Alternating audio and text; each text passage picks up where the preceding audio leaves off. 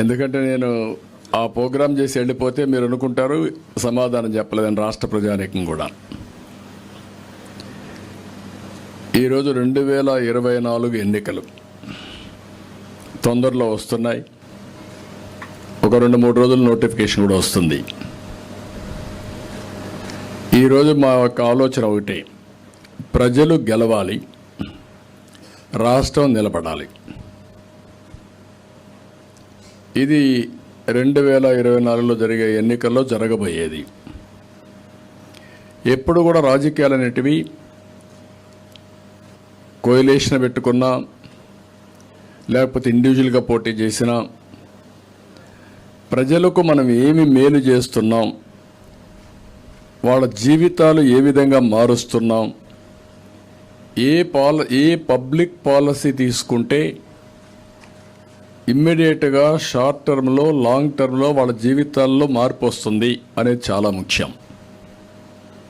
ఒకప్పుడు ఇండియాలో సంస్కరణలు లేవు, ప్రపంచం అంతా ఎగతాళి చేసేవాళ్ళు. ఇండియా అంటే హిందూ రేట్ ఆఫ్ గ్రోత్ అంటే 2%. దీని మీద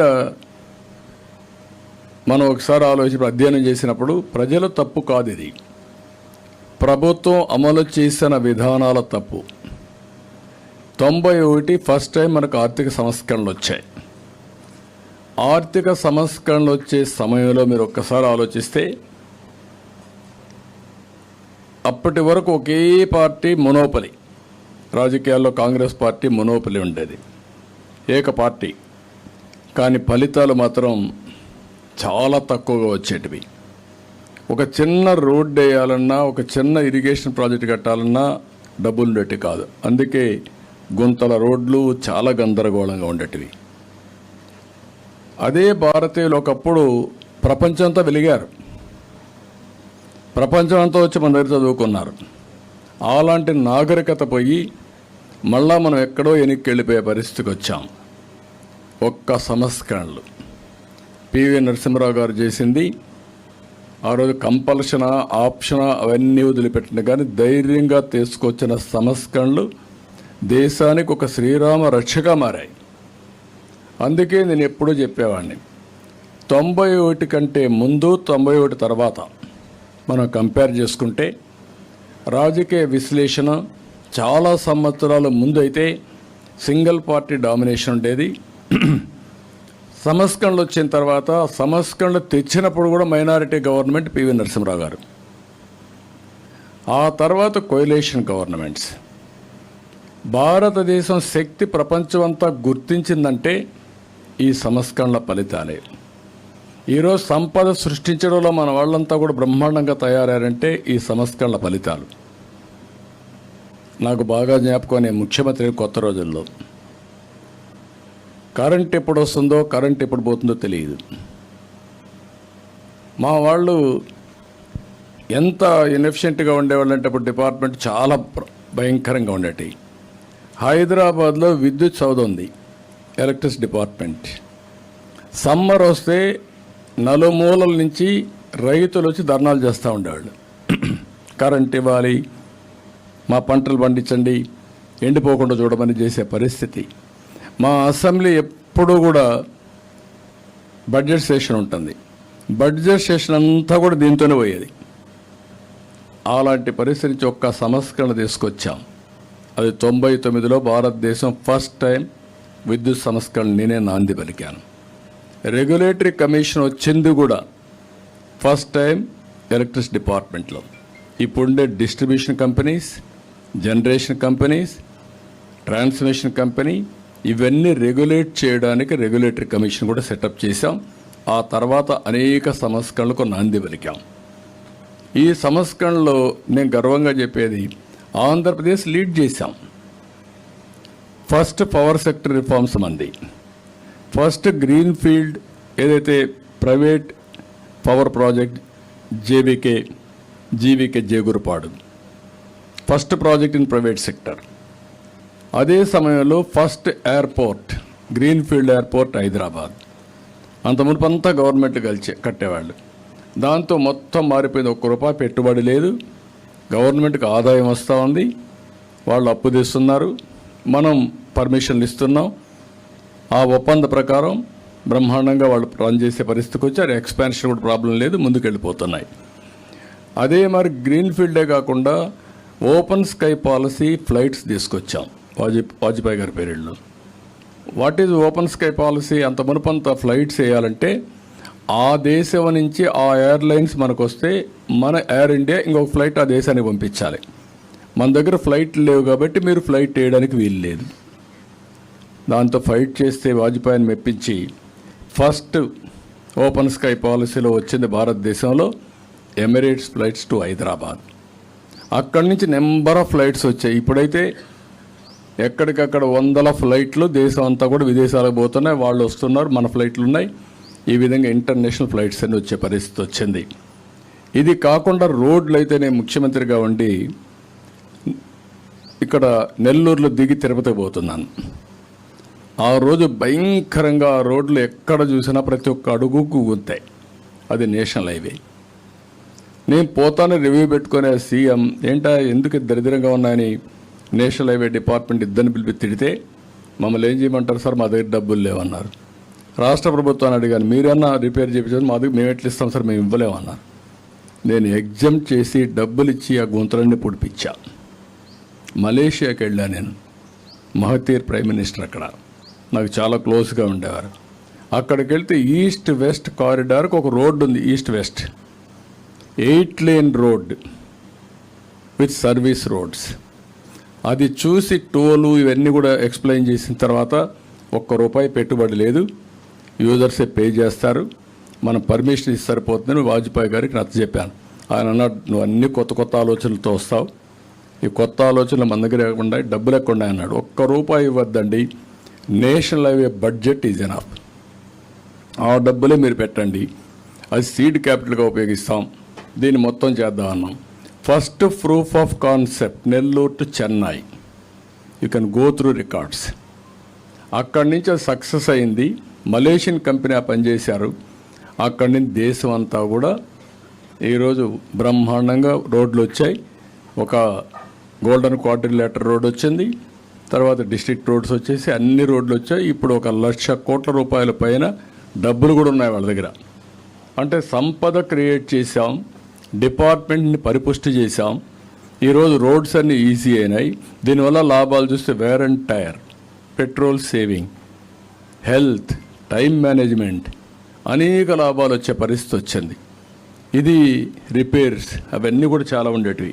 అంటే నేనేమంటున్నానంటే ఇవన్నీ వచ్చి ఈరోజు దేశం, నాకు ఏమాత్రం డౌట్ లేదు, ఈరోజు కూడా మళ్ళీ చెప్తున్నా, ఇంకా కొన్ని సమస్యలు అనుకున్నాయి, ఆ సమస్యలను హ్యాండిల్ చేయాలి. బట్ 2047కి ఏదైతే ప్రధానమంత్రి గారు ఇప్పుడు మాట్లాడుతున్నారో 2047 వికసిత్ భారత్, ఇది జరుగుతుంది. డెవలప్డ్ కంట్రీగా ఇండియా తయారవుతుంది. ఇండియన్స్ చెప్తున్నా మళ్ళీ, ఇండియన్స్ ప్రపంచమంతా నెంబర్ 1 కమ్యూనిటీగా ఉంటారు వెల్త్ క్రియేషన్లో. ఒకప్పుడు బ్రిటిష్ వాళ్ళు ఇండియాకు వచ్చి వ్యాపారం చేసి ఇండియాని కాన్కర్ చేశారు. ఇంకా రాబోయేది మన వాళ్ళు మేధాశక్తితో విదేశాలకు వెళ్ళి ఆ దేశంలో సేవలు చేసి కార్పొరేట్ రంగంలో, పబ్లిక్ రంగంలో అంటే రాజకీయాల్లో, వ్యాపారాల్లో నెంబర్ 1గా తయారవుతారు. దీనివల్ల డబ్బులు విపరీతంగా వస్తాయి. అంటే మనం సర్వీసుల ద్వారా ప్రపంచాన్ని శాసించబోతున్నాం, ప్రపంచాన్ని రూల్ చేయబోతున్నాం. ఒక కంట్రీ కాదు, ఒక 150-200 కంట్రీలో ఇది జరగబోతుంది. మినిమం 100 కంట్రీస్లో ఇప్పటికే ఆ సిమ్టమ్స్ కనపడొస్తున్నాయి. Indians all over the world number 1గా ఉంటారు. ఇండియా 2047కి 1 కానీ లేకపోతే 2లో ఉంటాం, బాగా చేస్తే నెంబర్ 1 ఉంటాం. దానికి కలిసి వచ్చిన ఫ్యాక్టర్స్ మీరు ఆలోచిస్తే మనం తీసుకున్న ఎకనామిక్ రిఫార్మ్స్, ఆ ఎకనామిక్స్ వల్ల ఆంటర్ప్రెన్యూర్స్ పెరిగారు. రెండోది మీరు ఒకసారి ఆలోచిస్తే ఆ సమయంలో ఎవ్వరూ అడాప్ట్ చేసుకోలేని సమయంలో భారతదేశం ఐటీని అడాప్ట్ చేసుకున్నాం. IT has become back bone for knowledge economy. ఆ నాలెడ్జ్ ఎకానమీకి ఎప్పుడైతే మనకు చొరవ తీసుకున్నామో, ఐటీని అడాప్ట్ చేసుకున్నామో, మనం అందరికంటే మెరుగైనటువంటి ఇవ్వగలిగాం. మూడో ఫ్యాక్టర్ మనకు కలిసి వచ్చింది, wind fall gain. I can say ఊహించని ఫలితం. ఆ ఫలితం జనాభా. ఆ జనాభా యంగ్స్టర్స్ రావడం. ఈరోజు ప్రపంచంలో చైనా జనాభా తగ్గిపోతూ ఉంది, ముసలివాళ్ళ సంఖ్య పెరుగుతూ ఉంది. యూరోప్ అదే పరిస్థితి ఉంది, అమెరికా అదే పరిస్థితి ఉంది. అన్ని డెవలప్డ్ కంట్రీస్లో, జపాన్, అన్ని దేశాలు ఇది ఉంటే ఒక్క భారతదేశం జనాభా మాత్రం యంగ్స్టర్స్ ఎక్కువ ఇది ఉంది. ఇంకొక పక్కన ఇంకొక 25 సంవత్సరాలు భారతీయులు ఇదే పాపులేషన్ ఉంటుంది, ఇంకా పెరుగుతుంది, యంగ్ జనరేషన్ ఉంటుంది. ఈ 3 ఫ్యాక్టర్స్ కలిసి ఇప్పుడు ఆర్టిఫిషియల్ ఇంటెలిజెన్స్ వచ్చేసింది. సర్వీస్ సెక్టర్లో మనకు తిరుగు ఉండదు, ఆంటర్‌ప్రెన్యూర్స్ ఎదగడంలో తిరుగు ఉండదు. ఎప్పుడైతే డబ్బులు వస్తాయో పబ్లిక్ గవర్నెన్స్లో కూడా మన వాళ్ళు డామినేట్ చేస్తారు. ఇప్పుడు వివిధ దేశాల్లో ఎంపీలు అవుతున్నారు, మంత్రులు అవుతున్నారు, ప్రధానమంత్రులు అవుతున్నారు, ప్రెసిడెంట్స్ అయిపోయే పరిస్థితికి వచ్చారు. ఇదొక సినారియో. ఆ సినారియోలో ఈరోజు మీరు ఆలోచిస్తే రేపు ఎలక్షన్లు వస్తున్నాయి. మనం ఎక్కడున్నాం? మన రాష్ట్రం. ఇలాంటి మాట్లాడేదానికి కూడా లేకుండా పోయే పరిస్థితి వచ్చింది. మొత్తం విధ్వంసం. ఏ ఇన్స్టిట్యూషన్ అయినా పనిచేసే పరిస్థితిలో ఉందా?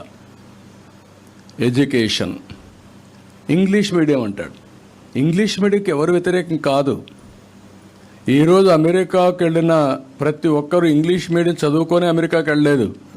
తెలుగు మీడియంలో చదువుకొని 6వ తరగతి నుంచి ఇంగ్లీష్ చదువుకున్నాం. నేను కూడా 6వ తరగతి నుంచి చదువుకున్నాను. మాతృభాషలో మనం చదువుకున్నాం. దానివల్ల నాలెడ్జ్ని అక్వైర్ చేసే ప్రపంచం అంతా ఇది జరుగుతుంది. ఈరోజు యూరోప్ డెవలప్ అయింది. యూరోప్లో ఏ దేశానికి పోయినా మదర్ టంగే ఉంటుంది. అదే మరిగా చైనా, జపాన్ ఉంది. జపాన్ కూడా మదర్ టంగే ఉంటుంది. కనీసం వాళ్ళు మాట్లాడలేరు. నేను ఎన్నోసార్లు చెప్పాను, బ్రిటిష్ వాళ్ళు పోతూ పోతూ కోహినూర్ డైమండ్ తీసుకెళ్లారు, కానీ ఇంగ్లీష్ ఇక్కడ వదిలిపెట్టిపోయారు. వాళ్ళు దాన్ని తీసుకుపోలేకపోయారు. అందరిలో ఇంగ్లీష్ ఉంది కాబట్టి అది నేర్చుకున్నాం. ఆ నేర్చుకున్న ఇంగ్లీష్ ఇప్పుడు బ్రోకన్ ఇంగ్లీష్ అనే ఏదైనా కానీ మన వాళ్ళు ప్రపంచంలో ఎక్కడ పోయినా పనిచేసే పరిస్థితికి వచ్చారు. రెండోది, ఇండియన్స్కి చాలా చొరవ ఉంది. ఆ చొరవ మీరు చూస్తే వీళ్ళు ఐర్లాండ్లో బొమ్మన్నా, యూరోప్లో బొమ్మన్నా, ఎక్కడ బొమ్మన్నా సర్వైవ్ అయ్యే శక్తి వాళ్ళకు ఉంది. ఇండియన్స్ కడవాళ్ళకి ఎవరికి లేదు. మూడోది, నమ్మకం ఉంది ఇండియన్స్ పైన. చైనీస్ పైన నమ్మకం లేదు. కొన్ని దేశస్తులు పోరు, మన వాళ్ళకి చొరవ ఎక్కువ ఉంది. నేను చూశాను. ఈరోజు మీరు చూస్తే ఆడపిల్లల్ని ఎక్కడికి బొమ్మన పోయి తిరిగి వస్తారు. అదే మగవాళ్ళు కూడా జపాన్లో పోవాలంటే 10 మంది కలిసి రావాలి. Great development country, I admire that. కానీ వాళ్ళు ఆ విధంగా పెరిగారు. ఒక టౌన్కి వస్తే ఆ టౌన్లో వాళ్ళు 10 మంది రావడం, ఒక హోటల్ కట్టుకోవడం, వాళ్ళకి కావాల్సిన కమ్మోడ్లు, వాళ్ళకి కావాల్సిన భోజనం, వీటికి అలవాటు అయిపోయారు. మనం అట్ట కాదు. Most adaptable community in the world is only Indians. దాంట్లో most enterprising community is Telugu. అది హైదరాబాద్ కావచ్చు, తెలంగాణ కావచ్చు, లేకపోతే ఆంధ్ర కావచ్చు, ఇవన్నీ. దీంతో నేను ఏంటంటే ఈరోజు మన రాష్ట్రంలో ఉండే పరిస్థితి మీరు గుర్తుపెట్టుకోవాలి. రైతులు, యువత, ఉద్యోగస్తులు, కార్మికులు, మహిళలు, పేదవాళ్ళు ఒక్క సెక్షన్ కాదు, అన్ని సెక్షన్స్ నలిగిపోయారు. గ్లోబల్ అవకాశాలు అందిపుచ్చుకొని ఈరోజు హైదరాబాద్ పోతే మీరు ఎంత డైనమిజం ఉంటుంది. ఏంటి కారణం? 25 ఏళ్లకు మనం వేసిన ఫౌండేషన్.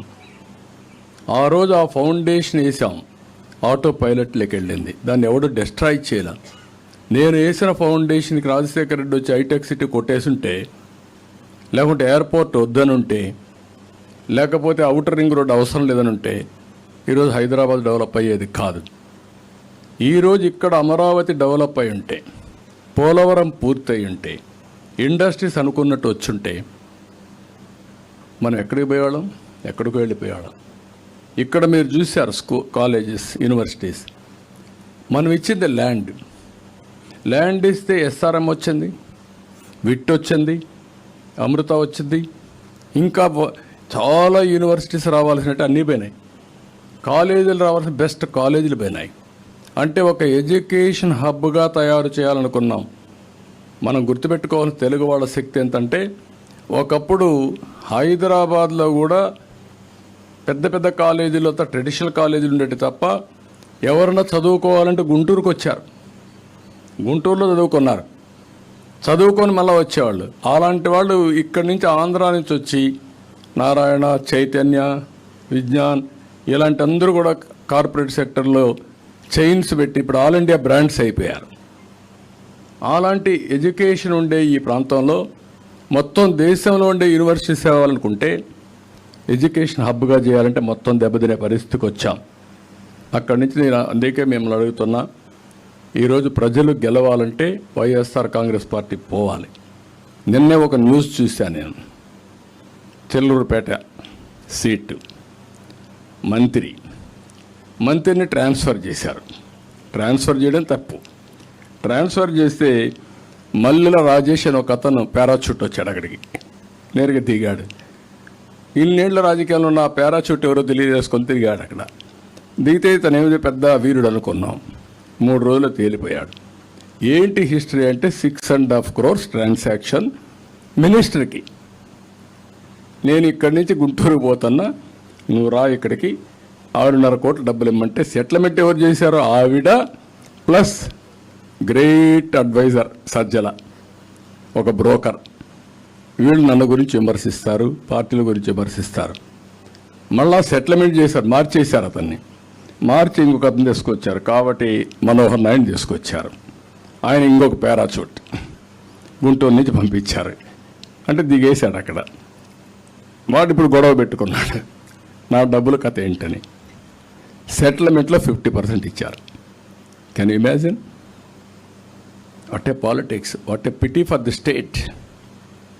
ఒక పక్క ప్రపంచాన్ని ఇప్పుడు మీరు పోతే అమెరికాలో డల్హాస్ అయితే మొత్తం తెలుగు వాళ్ళది అయిపోయింది. మన పేర్లు పెట్టేశారు అక్కడ. డల్హాస్ మొత్తం మన పేర్లు, తెలుగు పేర్లే. రియల్ ఎస్టేట్ చేసి మొత్తం వీళ్ళంతా చేసి ఒక ఇన్నోవేషన్లో పోయి అలాంటి పరిస్థితి ప్రపంచంతో సాధిస్తూ ఇక్కడ ఈ కర్మేంటి నాకైతే అర్థం కావడం లేదు. అందుకే మీరు గుర్తుపెట్టుకోవాల్సింది, ప్రజలు గెలవాలి, రాష్ట్రం నిలబడాలి. దీనికి ప్రతి ఒక్కరూ వాళ్ళ బాధ్యత కింద ముందుకు రావాలి. ప్రతి ఒక్కరు ఏమంటారు, పొత్తులు ఎందుకు పెట్టుకోవాలి? ఓకే, 10 ఏళ్ళు కేంద్రంలో బీజేపీ ఉంది, రేపు కూడా మళ్ళీ బీజేపీని వస్తుందని అందరూ చెప్తున్నారు. సౌత్ ఇండియాలో తక్కువ, నార్త్ ఇండియాలో వస్తుందని. ఇప్పుడు జరిగిన డిస్ట్రక్షన్ మీరు చూసిన తర్వాత మళ్ళీ పునర్నిర్మాణం చేయాలంటే ఇప్పుడే 30 ఏళ్ళు వెనక్కి వెళ్ళిపోయాం. మళ్ళీ 30 ఏళ్ళు వెనక్కిపోయిన దాన్ని పికప్ చేయాలనుకుంటే కేంద్ర సహకారం అవసరం. నిధులు కానీ, పర్మిషన్లు కానీ, గ్రాంట్స్ కానీ, ప్రాజెక్ట్స్ కానీ, దేనికైనా వాళ్ళ క్లియరెన్సెస్ కానీ అన్నీ అవసరం. ఒకవేళ ఇక్కడ నేను గెలిచినా వాళ్ళ సహకారం లేకపోతే మనం పునర్నిర్మాణం చేయలేం. ఇలాంటివి వచ్చినప్పుడు ఇంకొక పక్కన మీరు జనసేనతో ఎందుకు పొత్తు పెట్టుకోవాలి? జనసేన తెలుగుదేశం ఎందుకు పెట్టుకోవాలి? అంటే వీళ్ళ ఉద్దేశం మీరు ఫైట్ చేసుకోండి, ఓట్లు డివైడ్ చేసుకోండి, మేము అబద్ధాలు చెప్తాం, ప్రజల్ని మోసం చేస్తాం, మభ్య పెడతాం, మళ్ళా గెలుచుకొని రాష్ట్రాన్ని సర్వనాశనం చేస్తామనే పరిస్థితికి వచ్చారు. ఇంకొక పక్క సీట్లు అయిన తర్వాత తెలుగుదేశానికి మీకు ఎప్పుడూ లేనంత తక్కువ సీట్లు తీసుకున్నారు, ఎప్పుడు మీరు పోటీ చేయలేదు ఇన్ని తక్కువ సీట్లలో అని ఒక పక్క. ఇంకో పక్క జనసేనని నీకు తక్కువ సీట్లు వచ్చాయని ఆయన రెచ్చగొట్టడం. బీజేపీ మీరు నేషనల్ పార్టీ, ఇన్నేనా మీరు తీసుకునేది, మీరు గట్టిగా చెప్తే ఇంకా ఎక్కువ సీట్లు వస్తాయి కదా. అంటే ఇలాంటి విధ్వంసకరమైనటువంటి రోల్ని వీళ్ళు ప్లే చేసే పరిస్థితికి వచ్చారు. ఆ రోజు పవన్ కళ్యాణ్ గురించి చెప్పింది రాష్ట్రం గెలవాలి, అదే మరి ఓటు డివైడ్ కాకూడదు, వైఎస్ఆర్ కాంగ్రెస్ పార్టీ విముక్త రాష్ట్రం కోసం మేము పనిచేస్తాం చాలా స్పష్టంగా చెప్పి ఆ మాట నిలబెట్టుకున్నాడు. నేను కూడా గర్వంగా పోకుండా 14 సంవత్సరాలు ముఖ్యమంత్రిని, లేకపోతే 22 సంవత్సరాలు మా పార్టీ రాష్ట్రంలో పరిపాలించింది, కేంద్రంలో చక్రాలు తిప్పాం. కాబట్టి నేను కూడా అన్నీ నా దగ్గరికి రావాలి, నేను ఎక్కడికి పోను, ఎవరితో అడ్జస్ట్ కానంటే అంటే ఎవరికి లాభం? ప్రజాహితం కోసం, ప్రజల కోసం, భవిష్యత్తు కోసం, భావితరాల కోసం మేము రాజీ పడ్డాం అందరం కూడా. ఆ రాజీ ఈరోజు మా ఉద్దేశం మళ్ళా ఈ రాష్ట్రాన్ని పునర్నిర్మాణం చేయడానికి, ముందుకు పోవడానికి దోహదం చేయాలి. ఇక్కడ కులాలు లేవు, మతాలు లేవు, ప్రాంతాలు లేవు, వ్యక్తులు లేవు. సమాజ హితం కోసం సమాజమే ముఖ్యం మనందరికీ. ఈ ఆలోచన రాకపోతే, ఎందుకంటే మీరు గుర్తుపెట్టుకోవాల్సింది, ఆ రోజు 95 నేను ముఖ్యమంత్రి కాకపోయి ఉంటే, నాకు అవకాశం రాకపోతే పబ్లిక్ పాలసీల్ని పాస్ చేసే అవకాశం నాకు ఉండేది కాదు. నేను ఆ రోజు ముఖ్యమంత్రిగా ఉండి పబ్లిక్ పాలసీస్ని అమలు చేశాను కాబట్టి హైటెక్ సిటీ కట్టగలిగాను. ఐటీని పెద్ద ఎత్తున ముందుకు తీసుకుపోగలిగాం. లేకపోతే రిఫార్మ్స్ అనేది తీసుకొచ్చాం, వెల్త్ క్రియేట్ చేశాం. అది ఈరోజు హైదరాబాద్ నగరం అనేది భారతదేశంలో నెంబర్ 1 సిటీగా తయారైంది. Most liveable city, knowledge economic hub. అది నాట్ ఓన్లీ ఫర్ ఇండియా, ప్రపంచానికి హబ్గా తయారైంది. మీరు బయోటెక్నాలజీ తీసుకోండి. ఎవరు ఊహించారు ఆ రోజు తెలుగుదేశం లేకపోయి ఉంటే, ఏదైతే బయోటెక్నాలజీ పార్క్ రాకపోయి ఉంటే, భారత బయోటెక్ అని కంపెనీ పెట్టకపోయి ఉంటే కరోనా వ్యాక్సిన్ తయారు చేసేవాళ్ళం మనం? Is it not pride for the country? ఇలాంటి ఒకటి కాదు, కొన్ని వందల మార్పులు తీసుకొచ్చాం. అందుకే ఈరోజు కూడా నేను కూడా ఆలోచించింది, అందరం కలిసి పనిచేద్దాం, కలిసి మళ్ళీ నూతన వరవడికి శ్రీకారం చుట్టాలనే ఉద్దేశంతోనే ఈరోజు ఈ పొత్తు చేశాం. ఇది రాష్ట్ర హితం కోసం తప్ప వ్యక్తిగత ప్రయోజనాలకో లేకుంటే రాజ్యాధికారం కోసం కాదు. రాజ్యాధికారం అవసరం. ఈ రాష్ట్రంలో ప్రభుత్వ మార్పు అనివార్యం. ఈ ప్రభుత్వ మార్పు కూడా ప్రజల కోసం మేలు జరగాలని చెప్పే దానికోసం చేశాం తప్ప, లేకపోతే రాష్ట్రం పూర్తిగా నాశనం అయిపోయిన తర్వాత ఎవ్వరు కూడా దీన్ని కాపాడుకోలేం. ఇప్పటికే కొంతమందిలో ఒక ఆలోచన వచ్చింది, ఎట్లా మేము వెళ్ళిపోయాం బయట, ఈ స్టేట్కి మేము రాలేం, అక్కడ ఎవరికి సెక్యూరిటీ లేదు, ఆస్తులకు సెక్యూరిటీ లేదు, ఈసారి కానీ ఏదైనా జరగడానికి జరిగితే మేము కూడా ఉండే 1 ఎకరా 2 ఎకరాలు అమ్ముకొని వెళ్ళిపోతాం అనే పరిస్థితికి వచ్చారు శాశ్వతంగా. కానీ దానికి పరిష్కార మార్గం అది ఒకటే కాదు. వాళ్ళు వెళ్ళిపోవచ్చు కానీ వాళ్ళ భూములు కొనేవాళ్ళు కూడా ఉండరు. ఆ విషయం కూడా గుర్తుపెట్టుకోవాలి. ఒకప్పుడు హైదరాబాద్లో మీరు చూస్తే ఇక్కడ 1 ఎకరా కొంటే అక్కడ 5 ఎకరాలు కొనేవాళ్ళు. ఇప్పుడు అక్కడ 1 ఎకరా అమ్మితే ఇక్కడ 100 ఎకరాలు కొనే పరిస్థితి. వై?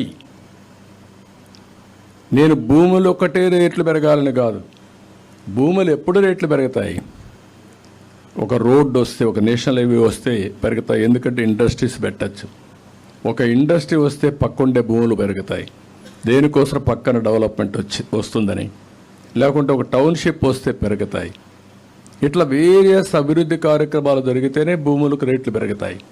హైదరాబాద్లో భూములకి ఒకప్పుడు నేను చూస్తే హైటెక్ సిటీ ఏరియాలో ₹1,00,000 ఎకరా. అలాంటి ₹1,00,000 ఎకరా ఒక 5-10 సంవత్సరాల్లో 50 కోట్లు అయింది. అంటే ఎన్ని రెట్లు పెరిగింది? 5,000 రెట్లు పెరిగింది. అది డెవలప్మెంట్. దానివల్ల రియల్ ఎస్టేట్ వచ్చింది, కంపెనీలు వచ్చాయి, పర్చేసింగ్ కెపాసిటీ పెరిగింది, వ్యాపారాలు పెరిగాయి, ఇన్నోవేషన్ వచ్చింది, స్టార్టప్లు వచ్చాయి. ఆ ఎకో సిస్టమ్ వచ్చి ముందుకు పోయే పరిస్థితికి వచ్చారు. అందుకే ఈరోజు నేను మిమ్మల్ని అందరినీ కోరేది, ఈ ప్రభుత్వం చేసే హింస, దాడులు, అక్రమ కేసులు, కబ్జాలు, దొంగ ఓట్లు, పోలింగ్ అక్రమాలు, ఇవి వీళ్ళు చేసే పని. దీనికి అందరూ భయపడిపోయి ఇంట్లో ఉంటే పిల్లలకు చెప్తున్నా, ముఖ్యంగా యూత్కి చెప్తున్నా, మీ భవిష్యత్తు అంధకారం కాకుండా ఉండాలంటే రోడ్డు ఎక్కాలి. మీరు ఈ 30 రోజులు 40 రోజులు నా కోసరం కాదు, మీ భవిష్యత్తు కోసం మీరు పనిచేసే పరిస్థితి రావాలి. ఇదేదో చారిటీ కోసరం కాదు, ఏదో ఒక పార్టీ అధికారంలోకి వస్తేనే కాదు. గత చరిత్ర ఒకసారి మీరు గుర్తు చేసుకుని విజువలైజ్ చేసి భవిష్యత్తు ఏ విధంగా ఉండాలి, ఎక్కడైతే మీ భవిష్యత్తు సేఫ్గా ఉంటుంది, మీకు బంగారు భవిష్యత్తు ఉంటుందో మీరు ప్లాన్ చేసుకోవాల్సిన అవసరం ఉంది.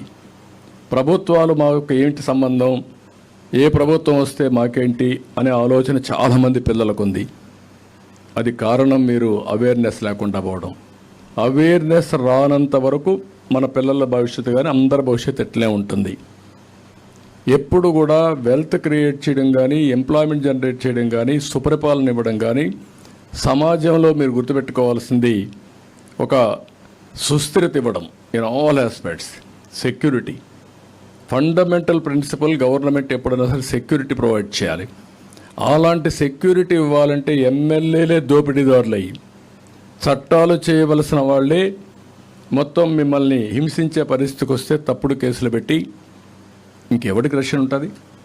100 కోట్ల రూపాయలు సెటిల్మెంట్ చేసి లాగేస్తున్నారు. మీరు కొండలు చూస్తే కానీ మీరు అనుకుంటారు చాలామంది పిల్లలు మాకే సంబంధం, ఆ కొండే కదా పోయిందని.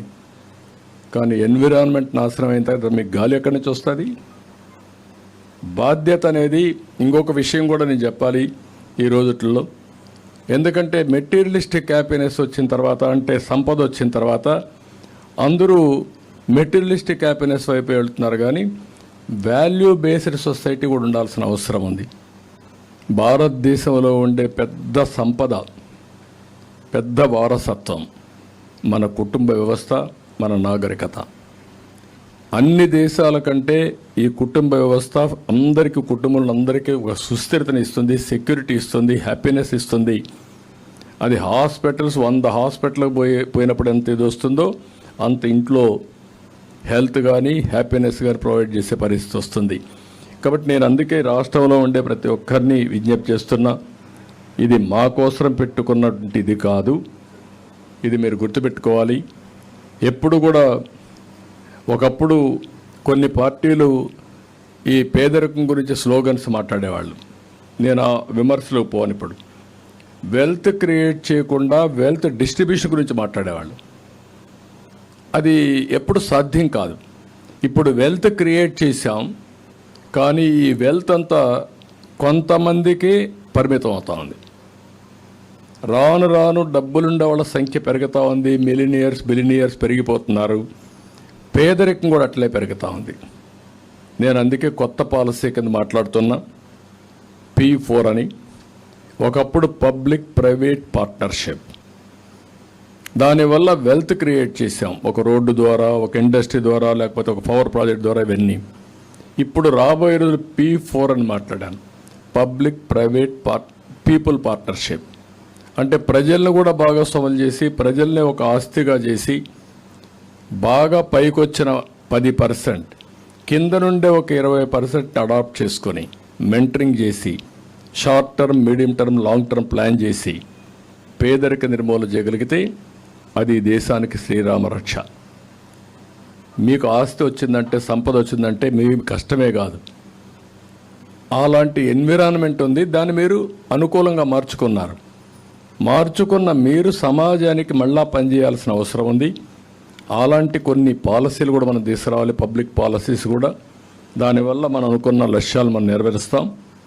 అందుకనే మళ్ళీ నేను చెప్తున్నా, ఇవన్నీ జరగాలంటే అటు కేంద్రం సహకరించాలి, ఇక్కడ సుస్థిరమైన ప్రభుత్వం రావాలి. ఇలాంటి విధ్వంసాలు చేసేవాళ్ళు రాజకీయాల్లో ఉండడానికి అనర్హులు. నేను ఐఎమ్ వెరీ క్లియర్. నేను చాలా రాజకీయాలు చూశాను, కానీ ఇలాంటి ఇప్పుడు ఏంటంటే అందరినీ జైల్లో పెట్టి లక్షల వేల కేసులు పెట్టి అతను నేను ఏకాకి, నాకెవరూ లేరు, నాకు పేపర్ లేదంటాడు. అంటే పేపర్లో ఈరోజు నిద్రలేసి చూస్తే ఆ పేపర్లో అన్నీ తప్పుడు వార్తలు రాసి, ఆ సాక్షి పేపర్లో, టీవీలో అదే మారి చేసి, మిగిలిన అందరిని లాగుకొని బెదిరించి అన్ని తప్పుడు వార్తలు రాసి, ఎవరైనా సమాజ హితం కోసం మీడియా రాసినా, రాజకీయ నాయకులు పోరాడినా, అదే మరి సంఘంలో ఉండే సోషల్ యాక్టివిస్టుల ముందుకు వచ్చిన కడకు పిల్లలు కూడా భయపడిపోయే పరిస్థితికి వచ్చారు. పిల్లలు ఎప్పుడూ ఎమోషన్లో ఉంటారు, ఊహాజనితమైన దీంట్లో ఉంటారు, రెవల్యూషన్గా ఆలోచిస్తూ ఉంటారు. ఎప్పుడు కూడా ప్రభుత్వం చేసేదానికంటే విభిన్నంగా ఆలోచిస్తారు. ఆలోచించి వినూత్నమైన ఆలోచనలకు శ్రీకారం చుడుతూ ఉంటారు. అలాంటి పిల్లలు కూడా బయట రాలేకపోతున్నారంటే భయపడి ఊహించిన పరిణామాలు. మేము స్టూడెంట్స్గా ఉన్నప్పుడు రెవల్యూషన్గా చేసి స్టూడెంట్ లీడర్గా ఎమర్జ్ అయ్యాం. ఆ ఎమర్జ్ అయిన తర్వాత ఎమ్మెల్యే అయ్యాం, ఎమ్మెల్యేలకు మంత్రులు అయ్యాం. లీడర్షిప్ ఒకప్పుడు యూనివర్సిటీ నుంచే తయారయ్యేది. ఇప్పుడు అలాంటివన్నీ వచ్చాయి. అందుకే రాష్ట్రంలో నేను అందరికీ విజ్ఞప్తి చేస్తున్నా, ఎందుకు పెట్టుకున్నారు పొత్తని తెలుగుదేశం వాళ్ళు, బీజేపీ వాళ్ళు, లేకుంటే జనసేన వాళ్ళు ఆలోచించడం కరెక్ట్ కాదు. అందరూ ఆలోచించాల్సింది ఈ రాష్ట్ర హితం కోసం పెట్టుకున్నాం, రాష్ట్ర భవిష్యత్తు కోసం పెట్టుకున్నాం. ఇచ్చిపుచ్చుకునే విధంగా ప్రవర్తించాం. ఒకరు ఎక్కువ ఒకరు తక్కువ ఆలోచించలేదు. అందరం కలిసి సమిష్టి బాధ్యత కింద తీసుకొని ఈ పొత్తుల్లో సీట్లు కూడా షేర్ చేసుకున్నాం. కొంతమందికి సీట్లు రావు, కష్టపడిన వాళ్ళు ఉంటారు. అటు కేంద్రం ఉంది, ఇటు రాష్ట్రం ఉంది, అవకాశాలు ఉంటాయి. కానీ అందరి బాధ్యత మాత్రం రాష్ట్రాన్ని కాపాడాలనే ధ్యేయంతో ముందుకు రావాలి. దీనికి నాంది పలకడానికి 17వ తారీఖున ప్రధానమంత్రి మీటింగ్ వస్తుంది. కొంతమంది రకరకాలుగా మాట్లాడుతూ ఉంటారు. నేను ఆ విషయాల గురించి కూడా పట్టించుకోవడం లేదు. ఎన్డీఏతో ఈరోజు కొత్తగా పొత్తు కాదు ఇది. ఒకప్పుడు ఎన్డీఏతో వాజ్పేయి గారు ఉన్నప్పుడు ఒక్క మంత్రి పదవి తీసుకోకుండా ఆయన ఒత్తిడి చేసే స్పీకర్ తీసుకొని అన్కండిషనల్గా సహకరించిన పార్టీ తెలుగుదేశం పార్టీ. ఆ రోజు అధికారం కోసం కాదు. ఆ రోజైతే సుమారు ఒక 7 మంది మంత్రులు ఇచ్చేవాడు. ఒత్తిడి చేసినా అధికారం తీసుకోకుండా రాష్ట్రానికి మంచి చేయండి, పనులు చేయండి, మాకు ఎనఫ్ అంటే అది అవుట్ ఆఫ్ ది వే కాదు. అన్ని పాలసీలు చేశారు. ఆ పాలసీలన్నీ దేశానికి శ్రీరామ రక్ష అయినాయి. అదే మరి వాజ్పేయి మళ్ళా మోడీ గారి నాయకత్వం 2014-19లో మళ్ళా పొత్తు పెట్టుకున్నాం. ఆ రోజు వచ్చిన పనులు జరిగిన డెవలప్మెంట్ తప్ప ఈ ప్రభుత్వం మొత్తం విధ్వంసం చేసేసింది. ఈరోజు ఒక అమరావతి వచ్చుంటే ఎంత పైకి పోయేవాళ్ళం. ఒక పోలవరం పూర్తి చేసి నదులు అనుసంధానం చేసుంటే ప్రతి ఒక్క ఎకరాకు నీళ్ళు ఇచ్చేవాళ్ళం. రాష్ట్రంలో కరువు అనే మాట లేదు. ఈరోజు ఏం జరిగింది? నీళ్లు ఇవ్వలేకుండా కనీసం త్రాగునీరు కూడా ఇవ్వలేని దుస్థితికి చేరాం. కేంద్ర ప్రభుత్వం నిధులు ఇచ్చినా వాటర్ స్కీములు పెట్టలేనటువంటి పరిస్థితిలో మనం ఉన్నాం.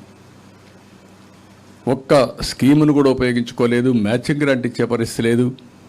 ఎంత టైం అయినా ప్రజల్ని మభ్యపెట్టడం, మోసం చేయడం, దోపిడీ చేయడం, ఎదుటి వాళ్ళపైన దాడి చేయడం, ఎవరన్నా మాట్లాడితే అడ్డదుడ్డంగా మాట్లాడి ఆ వాడరాని భాష వాడి వివిధ విధాలుగా అవమానం చేయడం ఇవే జరుగుతున్నాయి. అందుకే మళ్ళీ విజ్ఞప్తి చేస్తున్నా, ఈ సభతో స్టార్ట్ కావాలి. మళ్ళీ రాష్ట్ర భవిష్యత్తు ఆకాంక్షించే ప్రతి ఒక్క వ్యక్తి, వ్యక్తిగత వికాసం కోసం ఆలోచించే ప్రతి ఒక్క వ్యక్తి ఇంకా మీనమేషాలు లెక్కేస్తే మీరు నష్టపోతారు. కేసులు పెడతారనో, లేకపోతే బయట రానిరేమనో, లేకుంటే మాకెందుకు వచ్చిందనో, ఎక్కడ నిస్సహాయతగా ఉన్నా, ఎక్కడ మీరు ఏమరపాటుగా ఉన్నా మళ్ళీ మీరు తిరిగి కోలుకోలేరు. మళ్ళీ ఈ రాష్ట్రాన్ని కాపాడుకోలేము. సిద్ధం సభ పెట్టారు. ఏంటి ఆ సిద్ధం సభ? ఎక్కడన్నా ఊహించామా? గ్రీన్ మ్యాట్ వేసి సభలు పెట్టే మీటింగులు చూసామా మనం? టెక్నాలజీ తెలిసిన వాడు గ్రీన్ మ్యాట్ ఇప్పుడు పెడతారు. ఇక్కడ కూర్చొని నేను రికార్డ్ చేస్తే గ్రీన్ మ్యాట్ వేస్తే ఉన్నది లేనట్టు, లేనిది ఉన్నట్టు సృష్టించారు వరకు వస్తుంది. అది చేసి ఇలాంటి తప్పుడు ప్రచారాలు చేస్తే మీరు ఏమనాలి వెళ్ళి? అంటే దానికి మళ్ళా బస్సులు ఎందుకు మీరు అంత 100 కోట్ల రూపాయలు డబ్బులు ఎందుకు పెట్టాలి?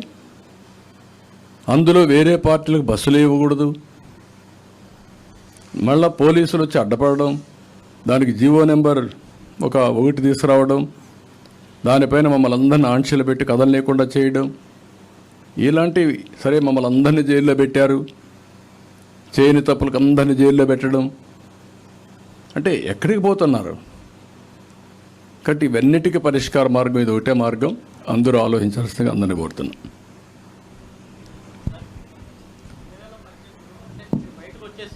2018లో మీరు బయటకు వచ్చేసారు. అప్పుడు పోలవరం నిర్మాణం కానీ, రాజధాని నిర్మాణం కానీ, తర్వాత అమరావతి వీటి నిర్మాణం సహకరించలేదని వచ్చారు.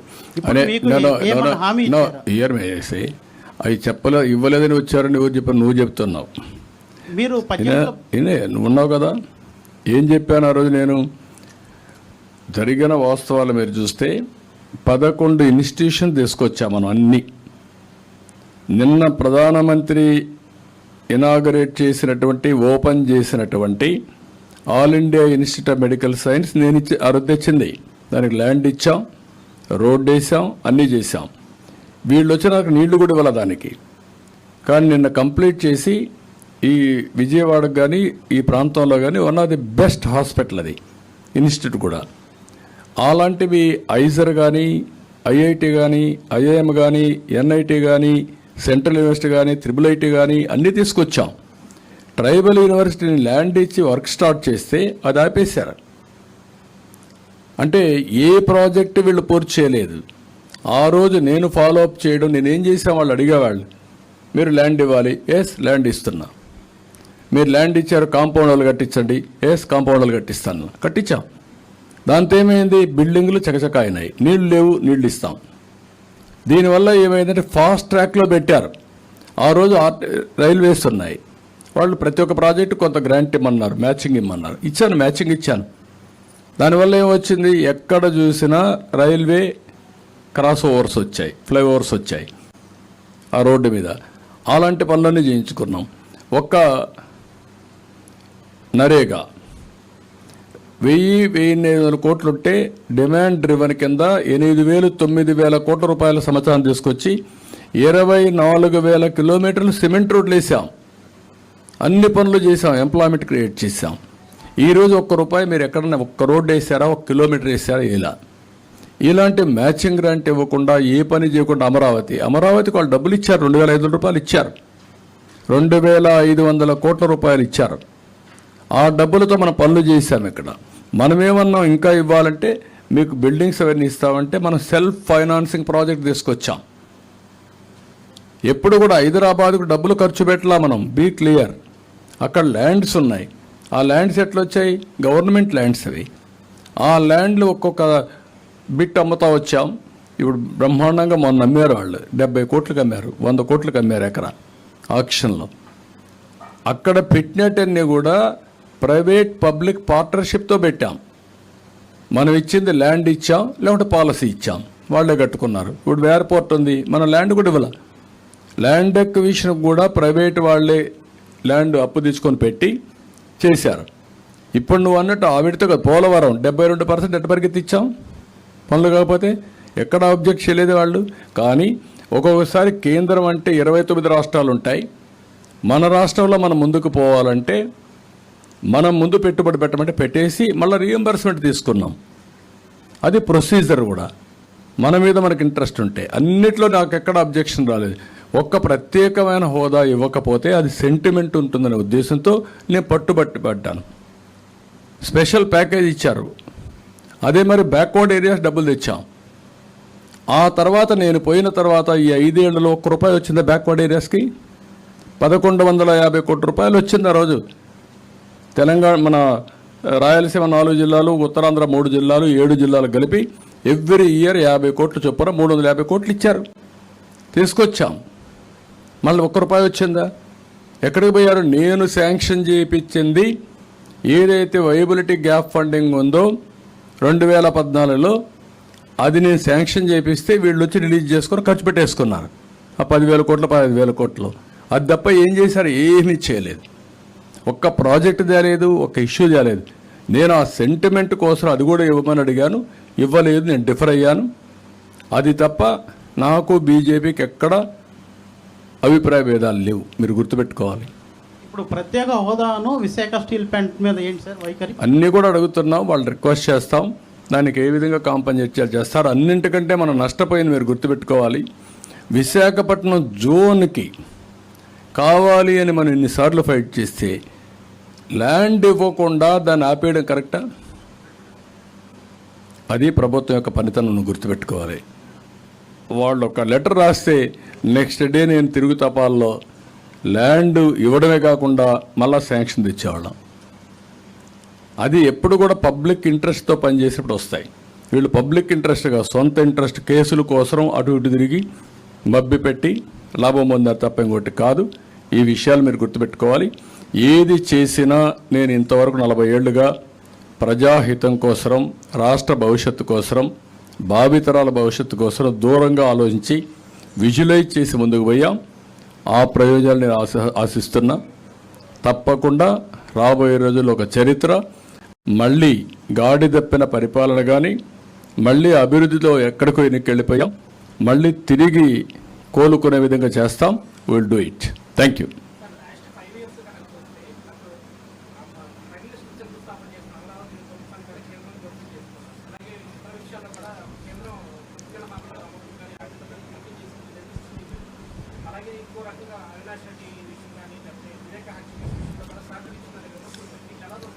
నేనేమంటానంటే సమస్యలు ఉంటాయి. ఆ రాష్ట్ర ప్రభుత్వం ప్రవర్తించే తీరు పైన, మనం పెట్టే ప్రెషర్ పైన సమస్యలు పరిష్కారం అవుతాయి. కేంద్రానికి అనేక రాష్ట్రాలు ఉన్నాయి, మనకుండేది ఒకే రాష్ట్రం ఉంది. తెలుగు వాళ్ళకు 2 రాష్ట్రాలు ఉన్నాయి. ఇక్కడ బాగుపడాలంటే ఎవరు చేయాలి? వాజ్పేయి గారి పీరియడ్లో కూడా మనకొచ్చి వారు చేయలే, కానీ నేను పోయి అడిగినప్పుడు కాదనలేదు. అలాంటి పనులు చేయించుకోవడం మన బాధ్యత. మనం అట్లా కాకుండా సొంత పనులు పోయినప్పుడు అక్కడికి పోయి చేశారా లేదా అనే దానికంటే అక్కడికి పోయి వచ్చి కింది వాళ్ళు మేనేజ్ చేసుకునేవి ఎక్కువ ఉంటాయి. ఇలాంటివి చాలా జరుగుతూ ఉంటాయి. అల్టిమేట్గా మన భవిష్యత్తు కోసం మనం ఆలోచించాల్సిన అవసరం లేదా? ఈ విషయమే నేను అడుగుతున్నా. 2014 కూడా మీరు అందరూ గుర్తుపెట్టుకోవాల్సిన అవసరం ఉంది. విభజన జరిగింది. ఆ రోజు కాంగ్రెస్ పార్టీ కూడా ఇదే మరి చేశారు. నేను ఢిల్లీలోనే ఉన్నా, అద్వానీ గారి రూమ్లోనే ఉన్నా. చరిత్ర అది. నా ముందరనే జరిగితే బాధపడి వచ్చేసాను. నేను ఏమీ చేయలేని పరిస్థితిలో వచ్చిన తర్వాత మళ్ళీ పార్లమెంట్లో రాజ్యసభ అయినప్పుడు స్పెషల్ స్టేటస్ హామీ ఇచ్చారు. కానీ ఆ రోజు బీజేపీ కూడా ఓటేశారు. కానీ అలయన్స్ పెట్టుకున్నామంటే, ఎందుకంటే రాష్ట్ర ప్రయోజనాల కోసం పెట్టుకున్నాం. ప్రధానమంత్రి నరేంద్ర మోడీ గారు కూడా హామీ ఇచ్చారు, చేశారు, చాలా పనులు చేశాం. కానీ ఇంకా మనం చేసుకునే సమయంలో ఈ యొక్క సున్నితమైన విషయం మీ మార్గం అందరూ మాట్లాడుతూ ఉంటే, నేను కూడా ఈ రాష్ట్ర ప్రయోజనాలు మీరంతా అపార్థం చేసుకుంటారని ఉద్దేశంతో పోయా. నేను ఆ రోజు పోకుంటే రాష్ట్రం ఎంతో ముందుకు పోయేది. ఈరోజు జరిగింది ఏంటంటే, రాష్ట్రం నష్టపోయింది. దుర్మార్గులు ఇష్టప్రకారం చేశారు. రాష్ట్ర విభజన కంటే రాష్ట్రం ఎక్కువ నష్టపోయిందంటే ఇలాంటి ముఖ్యమంత్రి వచ్చి, ఆ విషయం మీరు గుర్తుపెట్టుకోవాలి. విభజన వల్ల నష్టం జరిగింది.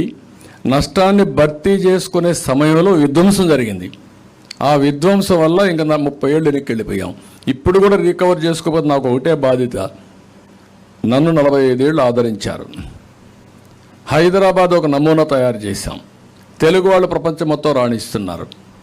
అందులో 50% తెలుగు వాళ్ళు ఆంధ్రప్రదేశ్లో ఉన్నారు. వీళ్ళ భవిష్యత్తు కూడా మళ్ళా ట్రాక్లో పెట్టవలసిన బాధ్యత ఒక సీనియర్ నాయకుడిగా నా మీద ఉంది. దానికి కలిసి వచ్చే ప్రతి ఒక్కరు సహకారం తీసుకుంటున్నా. ఆ సహకారం తీసుకుని ఎట్టి పరిస్థితుల్లో మళ్ళీ ఈ రాష్ట్ర పునర్నిర్మాణం జరగాలి.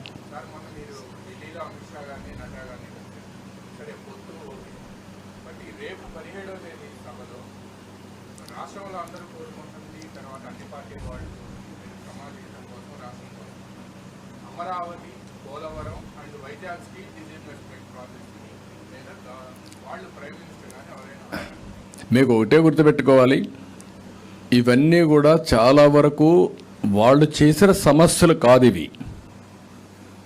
బీజేపీ కూడా అమరావతి మా రాజధాని అని చెప్తున్నారు. మేము కూడా డబ్బులు ఇచ్చామని చెప్తున్నారు. అమరావతిలో ఉండే రైతుల కోసం ఆ రోజు అరుణ్ జైట్లీ ఏదైతే మన క్యాపిటల్ గెయిన్స్ ఎగ్జిబిషన్ ఇచ్చాడు 10 ఏళ్ళు. కాబట్టి వాళ్ళు కూడా రికగ్నైజ్ చేశారు. కానీ ఇక్కడ వచ్చినటువంటి ఒక దుర్మార్గమైన ముఖ్యమంత్రి ఒక సైకో ప్రవర్తనతో నేను 3 రాజధానులు పెడతానంటే ఇంకా కోర్టులో కూడా ఉంది. కాబట్టి కేంద్రం కూడా వాళ్ళకు ఉండే పరిధిలో వాళ్ళు ఏం చేయలేకపోయి ఉండొచ్చు. కానీ దానికి పరిష్కార మార్గం ఈ ప్రభుత్వం పోవడమే. పోలవరాన్ని వాళ్ళు వద్దన్నారా, కట్టొద్దన్నారా, లేకుంటే మొత్తం డయాఫామ్ వాళ్ళ దగ్గర నుంచి కూల్చేయమన్నారా? ఎవరు చెప్పారు? వాళ్ళు అడుగుతున్నారు, సమాధానం చెప్పడం లేదు. ఇలాంటివన్నీ కూడా మనం గుర్తుపెట్టుకోవాల్సింది ఏంటంటే, ఇలాంటి పరిస్థితులు వచ్చాయంటే is the main responsible person. ఇన్నిసార్లు పోయాడు, కన్విన్స్ చేయొచ్చు కదా. విశాఖపట్నం స్టీల్ కూడా నేను ముఖ్యమంత్రిగా ఉన్నాను, వాజ్పేయి గారు ముఖ్యమంత్రిగా ఉన్నారు, సిక్ అయిపోయింది, డబ్బులు లేవు, నేను ఒకటే రిక్వెస్ట్ చేస్తాను మీరు చేయాలని గట్టిగా పట్టుకుతే అప్పట్లో 2000 కోట్ల ఎంత ఇచ్చి ఈక్విటీ కింద ఇచ్చి రివైవ్ చేశారు. ఇప్పుడు లాభాల బాట వచ్చింది, ఇప్పుడు మళ్ళీ నష్టాలు వచ్చాయి. సెయిల్ ఉంది, ప్రత్యామ్నాయాలు చాలా ఉన్నాయి. గవర్నమెంట్లోనే ఉంటుంది, సెయిల్లో పెట్టచ్చు, ఇక్కడ ఒక యూనిట్ ఉంటుంది. అలాంటి ప్రత్యామ్నాయ మార్గాలు ఉన్నాయని కన్విన్స్ చేయాల్సిన బాధ్యత రాష్ట్ర ప్రభుత్వం పైన ఉంది. అవి చేయడంలో టోటల్గా ఫెయిల్ అయ్యారు. విశాఖపట్నం రైల్వే జోన్కు కూడా ప్రయత్నం చేయలేదంటే ప్రయత్నమే కాదు, ల్యాండ్ ఇవ్వకుండా ఆగిపోయింది. ఇంకెప్పుడు చేస్తారంటే రేపు వీళ్ళు ఇంటికి పోతారు. కాబట్టి మీరు కూడా ఆలోచించాల్సింది ఏంటంటే, రాష్ట్రంలో ఉండే మేధావులంతా థియరాటికల్గా ఏదో ఆలోచించి మీరు చేయడం కాదు, ప్రాక్టికల్గా ఏమేమి సాధ్యాలు అవుతాయి, ఏ విధంగా ముందుకు పోవాలో ప్రతి ఒక్కరూ ఆలోచించాలి. మేధావులు ఆలోచించాలి, విద్యార్థులు ఆలోచించాలి, లేకపోతే మీ మీడియా ఆలోచించాలి, అందరూ ఆలోచించాల్సిన అవసరం ఉంది. Thank you. దిశ అని చెప్పి గవర్నమెంట్ ఐడియల్ నుండి ఏమి చేయలేదు. రేపు గవర్నమెంట్ మారినాక మహిళలకి యువతలకి మీరు ఎలా రక్షణ కల్పిస్తారు? మీకు ఒకటే అమ్మా, నువ్వు గుర్తుపెట్టుకోవాల్సింది, నేను ఉన్నప్పుడు గవర్నమెంట్ అనేది స్ట్రాంగ్గా ఉంటే గవర్నెన్స్ వల్ల ఆటోమేటిక్గా లా అండ్ ఆర్డర్ మెయింటైన్ అవుతుంది. మీరు ఒకటి గుర్తుపెట్టుకోండి, నేను ముఖ్యమంత్రిగా ఉన్నప్పుడు ఒక చిన్న విషయం వచ్చింది. ఇక్కడ గురిజాల దగ్గర అనుకుంటాను, దాచేపల్లిలో ఒక మైనారిటీ బాలికను రేప్ చేశారు. నేను 20 టీములు వేసాను, స్పెషల్ టీమ్స్ వేసాను. 24 అవర్స్లో ఎక్కడన్నా పట్టుకోమన్నాను. మొత్తం టీమ్స్ అన్ని ఎదుగుతూ ఉంటే వాడు భయపడిపోయి ఊరేసుకొని చనిపోయాడు. ఆ దెబ్బతో రాష్ట్రంలో ఇంకొక మహిళ పని ఎవరు చూడలేదు. మళ్ళా that is the law and order. Government ఫర్మ్గా ఉంటే ఒక్క రోజునే ఈ పోలీసులు అందరూ మారుతారు. ఈ గవర్నమెంట్ ఫర్మ్గా లేదు కాబట్టి తప్పుడు ఆరోపణలు, మీరు చెప్పినట్టు దిశ చట్టం, లేని చట్టానికి దిశ పోలీస్ స్టేషన్, లేని చట్టానికి దిశ వెహికల్స్, లేని చట్టానికి పబ్లిసిటీ. ఇది ఒక బోగస్ ప్రభుత్వం తప్ప దీనివల్ల లాభాలు ఉండవు. ఎప్పుడు కూడా రాష్ట్రంలో యాంటీ సోషల్ ఎలిమెంట్స్ అనేవాడు రోడ్డు మీదకి రాలా. నేనున్నప్పుడు వచ్చారు ఎప్పుడన్నా? లా అండ్ ఆర్డర్ ప్రాబ్లం మీకు అనిపించింది ఎప్పుడన్నా? వై? గవర్నమెంట్ అనేది first responsibility law and order maintain చేయడం. ముఖ్యమంత్రి ఇంటి దగ్గర రేపు జరిగితే, ఏది కొత్తగా మ్యారేజ్ కాబోయే కపుల్ అక్కడ ఉంటే ఆ అబ్బాయిని కట్టేసి అక్కడనే రేప్ చేస్తే ముఖ్యమంత్రి ఒక్క ఖండం చేయాల. దాచేపల్లిలో సంఘటన జరిగితే వాడు చనిపోయిన తర్వాత కూడా నేను విజయవాడలో పెద్ద ర్యాలీ పెట్టి డెమాన్స్ట్రేషన్ చేశా. ఏం చెప్పాను? ఇంకొకడు ఎవడైనా సరే ఇలాంటి తప్పుడు పనులు చేస్తే ఆగైతే నీకు పడుతుందని చెప్పి హెచ్చరించా. అది లా అండ్ ఆర్డర్ మెయింటైన్ చేయడం, లీడర్షిప్ క్వాలిటీస్. ఇవన్నీ మీరు గుర్తుపెట్టుకోవాలి. అందుకే మీలో కూడా మళ్ళీ చెప్తున్నా, మీలో బాధ్యత వస్తే మీకు అవసరమైన ప్రభుత్వం వస్తుంది.